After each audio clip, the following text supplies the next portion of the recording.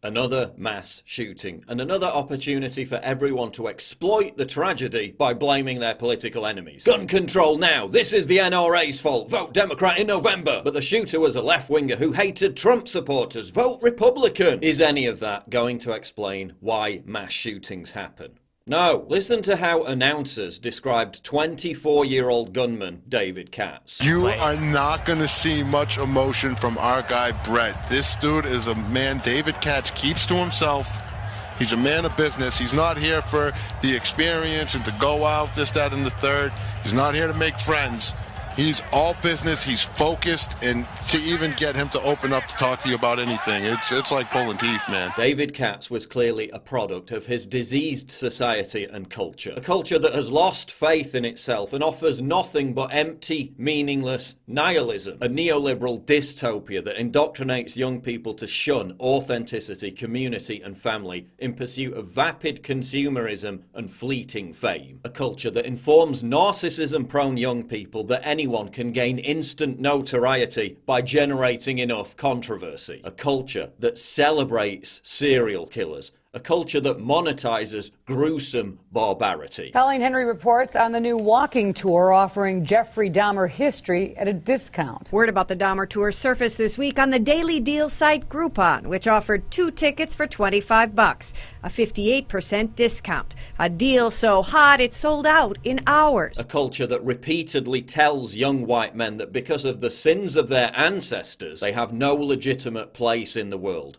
No right to an identity, that they have no right to a sense of belonging, and that their only destiny is to become increasingly atomized. A society that has normalized and accelerated the evisceration of the family unit, creating a generation of aimless, disconnected, angry young men from broken homes like David Katz. Atomized, disparate, lonely losers whose only way of redressing their own pain of isolation is to inflict physical pain on others. As Thomas McGrath writes, where once a family or community group may have picked them up or supported them, they fall deeper into their failure, placing it entirely on their shoulders. And that in itself makes it easy to sacrifice everything when you have nothing to lose. Look at the locations where mass shootings happen. They're all places where the public has organized itself into a community. Workplaces, schools, churches. In this case, a video game competition where the participants all shared the same interest. The shooter takes revenge for being rejected by the community, for being atomized. And as these communities become weaker and more sparse, with civic participation in rapid decline, the smaller they become, and the more atomized, isolated individuals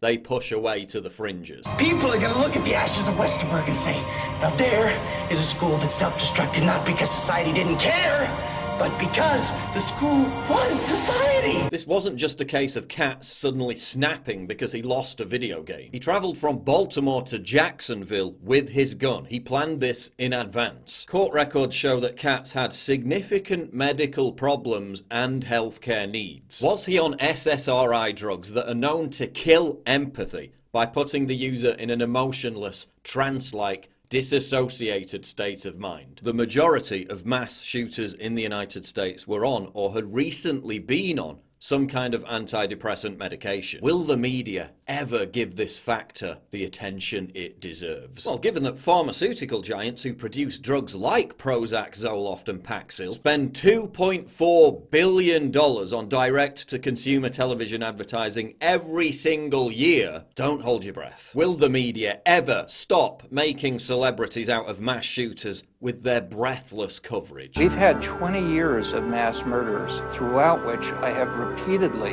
told CNN and our other media, if you don't want to propagate more mass murders, don't start the story with sirens blaring. The school day had only just begun when the attacker struck. Don't have photographs of the killer. The 17-year-old's 3-hour rampage ended in his own death. Don't make this 24/7 coverage. The German Chancellor is about to give her reaction. We'll bring that to you live. Do everything you can not to make the body count the lead story. Carnage in the classroom, 16 people are dead. Not to make the killer some kind of anti-hero. Dressed in black combat gear, the gunman opened fire at random. Do localize this story to the affected community and make it as boring as possible in every other market. Because every time we have intense saturation coverage of a mass murder, we expect to see one or two more within a week. But instead of giving mass shooters the posthumous celebrity they crave, maybe we should just tag them with embarrassing nicknames. Maybe that will dismantle some of the dark, romanticized mystique that the media whips up around these killers. Why are we fascinated by these psychotic losers? Because whenever mass shootings occur, it provides a kind of thermometer reading for how sick our society has become. As philosopher Guy Debord said, in societies where modern conditions of production prevail, all of life presents itself as an immense accumulation of spectacles.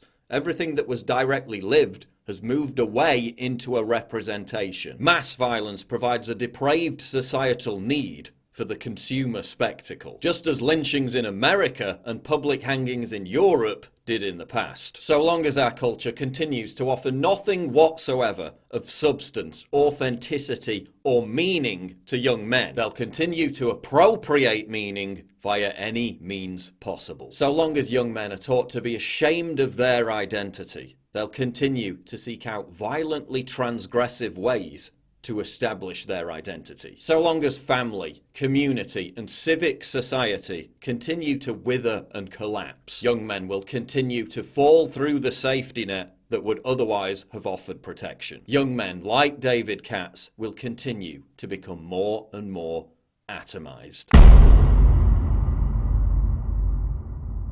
Please click the big red button to subscribe. It really helps me when you do that. And click the bell to allow notifications so you never miss a new video.